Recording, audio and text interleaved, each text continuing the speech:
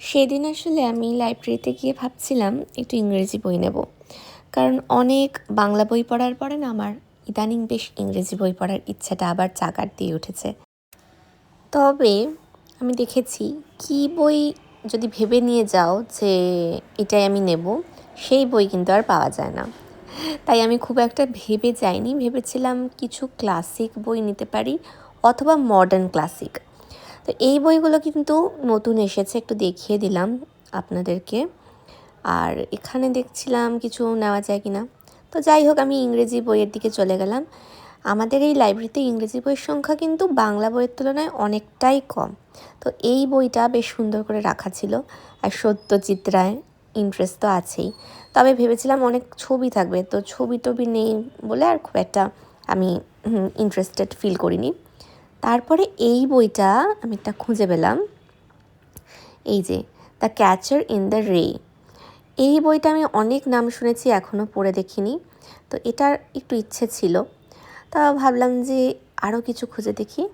ব্যাস, অরুন্ধতী রয়ের এই the god of small things, এই বইটা আমি বহু দিন ধরে উইশ লিস্টে রেখেছি, কিন্তু কিনে আর উঠতে পারছি না।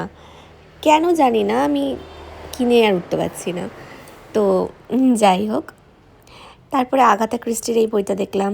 আগাথা ক্রিস্টির তো ভালো লাগে পড়তে, তবে বইটা ভাবলাম যে কোনটা নেব। তারপরে দেখলাম যে কন্ডিশনটা খুব একটা ভালো না। আর গড অফ স্মল থিংসে দেখছি আরেকটা হার্ড বাউন্ড আছে, কিন্তু আমার না হার্ড বাউন্ড বই পড়তে একটু অসুবিধা হয়। তো আপনাদের মধ্যে কারোর কি হয়, যে কোনটা আপনি প্রেফার করেন, হার্ড বাউন্ড না পেপার ব্যাক? আগে একবার লাইব্রেরির ভিডিও শেয়ার করেছিলাম, তখন অনেকে বলেছিলেন কি লাকি যে আপনাদের লাইব্রেরি রয়েছে। সত্যি খুব লাকি আমরা, কিন্তু লাইব্রেরিটার অবস্থাটা না এত ধুলায় ধূসরিত, খুব কষ্ট হয়। তো যাই হোক, এই বইটা নিয়ে নিলাম। আমার আগে খুব বেশি জন কেউ নেননি। অরুন্ধতী রায় খুবই ভালো একজন লেখিকা, সুলেখিকা। যদিও ওনার বিশেষ বই আমি কিন্তু আমার পড়া হয়নি, তো আমার এটা কিন্তু পড়ার ভীষণই ইচ্ছে রয়েছে। আমি এটা বুঝতে পারছিলাম না যে এগুলো কি শর্ট স্টোরিজের, না এটা একটাই উপন্যাসের মতো কিছু। তো আমাকে সেটা দেখে নিতে হবে, আমি শুধু নামটা জানতাম।